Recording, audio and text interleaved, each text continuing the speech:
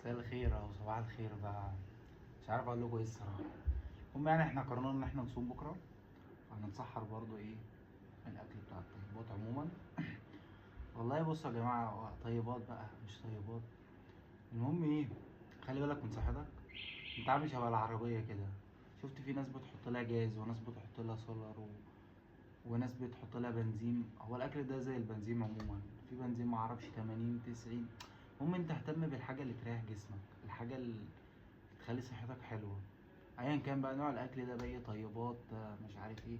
انا عموما انا بشرب ميه اللي هو الطبيعي بتاعي عادي يعني. انا بلعب جيم فبشرب ميه كتير عادي. مش لازم يعني اللي هو ايه نمشي بالتندوفه، يعني هو كلام مش مقدس عموما يعني. هي عباره عن تجربه، بس بشوف ايه واتس ذا ديفرنت بس. فالمهم انتوا اهم حاجه خلي بالك من صحتك، حاول تشوف حاجه مظبوطه عن الحاجات ديت، عشان لو عاوز تقتنع مش عاوز تقتنع براحتك، كل حاجه براحتك.